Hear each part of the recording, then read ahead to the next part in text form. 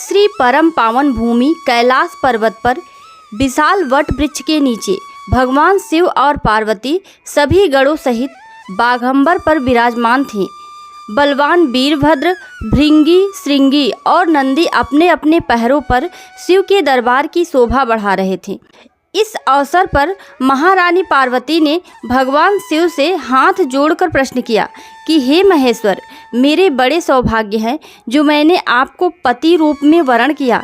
क्या मैं जान सकती हूँ कि मैंने वह कौन सा पुण्य अर्जन किया है जो आपको पति रूप में पाया है? आप अंतर्यामी हैं, मुझ दासी पर वर्णन करने की कृपा करें। महारानी पार्वती की ऐसी प्रार्थना सुनने पर शंकर जी बोले, तुमने अति उत्तम पुण्य का संग्रह किया था जिससे तुमने मुझे प्राप्त किया। वह अति गुप्त व्रत है, लेकिन मैं तुम्हें बताता हूँ। वह भादो मास के शुक्ल पक्ष तीज के नाम से प्रसिद्ध है।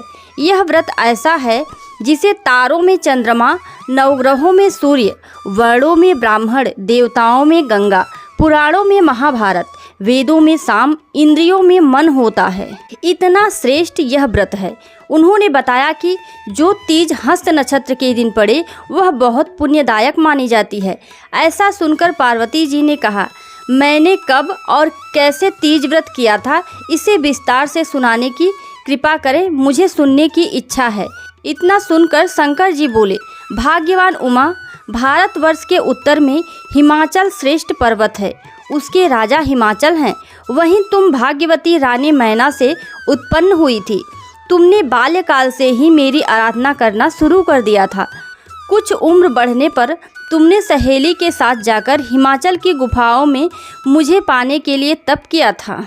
तुमने गर्मी में बाहर चट्टानों में आसन लगाकर तप किया, बारिश में बाहर पानी में तप किया, सर्दी में पानी में खड़े होकर मेरे ध्यान में लीन रही। तुमने इस दौरान वायु सूंघी, पेड़ों के पत्ते खाए और तुम्हारा शरीर क्षीण हो गया। ऐसी हालत देखकर महाराज हिमाचल को बहुत चिंता हुई। वे तुम्हारे विवाह के लिए चिंता करने लगे। इसी मौके पर नारद देव आए और राजा ने उनका स्वागत किया और उनके आने के कारण को पूछा। तब नारद जी ने कहा, राजन, मैं भगवान विष्णु की तरफ से आया हूँ। मैं चाहता हूँ कि आपकी सुंदर कन्या को उसके योग्य वर प्राप्त हो। तो बैकुंठनाथ भगवान विष्णु ने आपकी कन्या का वरण स्वीकार किया है। क्या आपको स्वीकार है? राजा हिमाचल ने कहा, महाराज, मेरा सौभाग्य है कि मेरी कन्या को विष्णु जी ने स्वीकार किया और मैं अवश्य ही उन्हें अपनी उमा का वाग्यदान करूंगा। यह सुनिश्चित हो जाने पर नारद जी बैकुंठ चले गए और भगवान विष्णु से उनके विवाह का पूर्ण होना सुनाया। यह सुनकर तुम्हें बहुत दुख हुआ और तुम अपनी सखी के पास पहुंचकर विलाप करने लगी। तुम्हारा विलाप देखकर सखी ने तुम्हारी इच्छा जानकर कहा, देवी, मैं तुम्हें ऐसी गुफा में तपस्या के लिए ले चलूंगी जहां महाराज हिमाचल भी न पा सके। ऐसा कह उमा सहेली सहित हिमालय की गहन गुफाओं में विलीन हो गई। तब महाराज हिमाचल घबरा गए और पार्वती को ढूंढते हुए विलाप करने लगे कि मैं विष्णु जी को जो वचन दिया हूँ वो कैसे पूरा करूँगा। ऐसा कहकर बेहोश हो गए।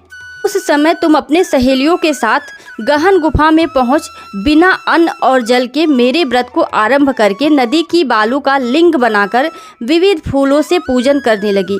उस दिन भादो मास की तृतीया तिथि शुक्ल पक्ष हस्त नक्षत्र था। तुम्हारी पूजा के कारण मेरा सिंहासन हिल उठा और मैंने जाकर तुम्हें दर्शन दिया। वहां जाकर मैंने तुमसे कहा, हे देवी, मैं तुम्हारे व्रत और पूजन से प्रसन्न हूँ। तुम मुझसे अपनी इच्छा मांग सकती हो। इतना सुन तुमने लज्जित भाव से प्रार्थना की। आप अंतर्यामी हैं, मेरे मन के भाव आपसे छिपे नहीं हैं। मैं आपको पति के रूप में पाना चाहती हूँ। इतना सुनकर मैंने तुम्हें एवमस्तु इच्छित पूर्ण वरदान देकर वहाँ से अंतर्ध्यान हो गया। उसके बाद तुम पूजन की सामग्री को विसर्जित करने के लिए नदी पर गई, जहाँ नदी तट पर तुम्हारे नगर निवासी हिमाचल के साथ वहाँ पर मिल गए। वे तुमसे मिलकर रोने लगे कि तुम इस भयंकर, जहाँ सिंह सांप निवास करते हैं, जहाँ मनुष्य के प्राण संकट में हो जाते हैं, वहाँ तुम क्या कर रही हो? और तुम्हारे पिता तुमसे घर जाने के निवेदन करने लगे। ऐसे पिता के घर जाने के निवेदन पर तुमने कहा कि पिताजी, मैं भगवान विष्णु जी से विवाह कदापि नहीं करूंगी, मैं उन्हीं सदाशिव के साथ विवाह करूंगी। इसके बाद महाराज हिमाचल ने रानी मैना के साथ तुम्हारा विवाह मेरे साथ संपन्न किया। इसलिए जो भी सुहागिन महिलाएं इस व्रत को करेंगी उनका सुहाग अखंड रहेगा, और जो भी कुंवारी कन्याएं इस व्रत को करेंगी उनके मनोवांछित वर प्राप्त होगा। तो अगर कथा आप लोगों को पसंद आई हो तो आप लोग कमेंट में जय भोलेनाथ जरूर लिखें।